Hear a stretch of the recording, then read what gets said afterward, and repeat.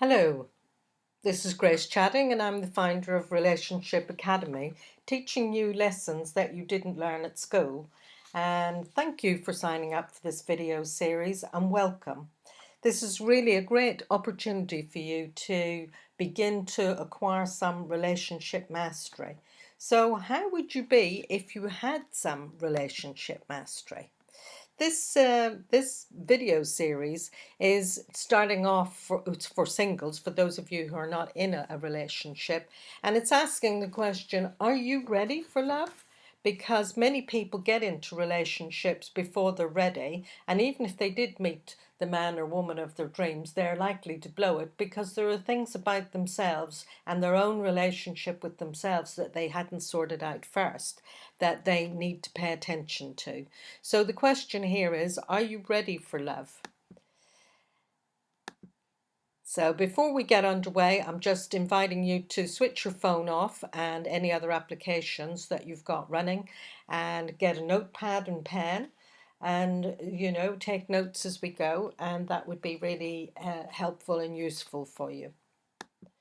So your relationship with you is really the most important relationship of all, because if you can't have a good relationship with yourself, and if you can't be happy with you, then it's unlikely that you will be with somebody else. You might be thinking, oh well, when I meet somebody and when I'm in a relationship, then I'll be happy. And actually it needs to be the other way around, that you get happy with you first, and then you will become more attractive, and you will attract somebody, because people are attracted to happy people. As Abraham Lincoln says, most folk are as happy as they make up their minds to be. So if you're waiting for somebody to get happy, you won't be very attractive.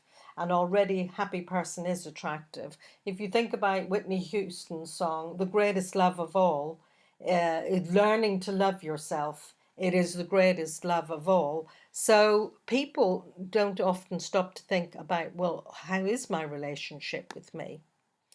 And why is that? Well, that's because we don't know what we don't know. If you look at this iceberg, you'll see that the tip of it shows how our mind is, that there's only about 1/10 of it is conscious, and the rest is all subconscious. It's under it's below ground, you can't, or below the water, you can't see it, you don't know what it is or how much is there. And actually, that is what our mind is like. So how did you become you? What's this subconscious about? People talk about the subconscious, but most people have never really stopped to think, well, what exactly is it, and what's in my subconscious? So we look at how you became you. If you look at this little baby here, you'll see that the environment, what's around all children, and that would have been you too, is the strongest influence comes from your parents, and then family, and then your community, your religion, your culture. All of these things is what surrounds each little child day by day by day. And so that becomes a huge influence in what kind of person we turn out to be. So the strongest influence is your parents. They may have been relaxed, fun-loving, easygoing, or they might have been quite strict and very fussy about how you behaved and gave you orders. And this is not about blaming your parents here, by the way. A lot of how your parents are depend on what their circumstances was. But the fact is, how they are influences how you are. Just like how your parents, how they were, influenced how your parents were. So, and how you are will influence how your children are. So it really is important to get this sorted out. Your family, and by that I mean your extended family beyond your parents, is your family an open kind of family? Do they all talk to each other? Do they visit each other? Does everybody know what's going on with everybody else? Or are they very closed and there's family secrets and people don't share much with each other? Those factors will have a difference on how your relationships roll out. And then there's the issue of your culture and your religion.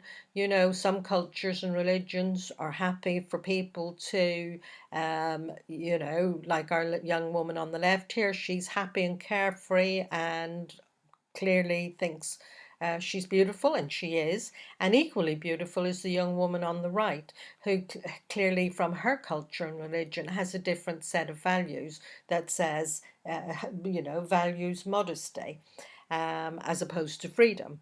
So, what I'd like you to do is to consider the messages and rules in your family that you picked up from your environment. All these, you know, growing up, we hear, oh, men are this, or well, all women are that, and children should this, and couples should that.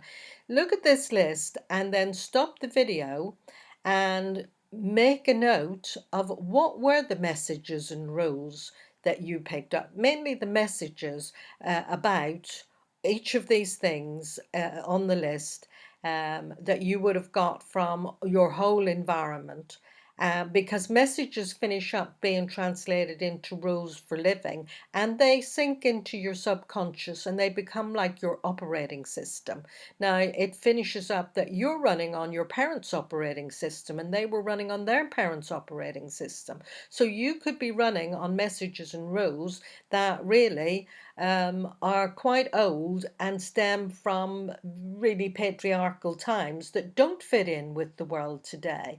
And that can explain part of the reasons why people's relationships don't run as smoothly as they would wish them to run. So stop the video now and do that little exercise, and then I'll catch you in the next video. Bye now.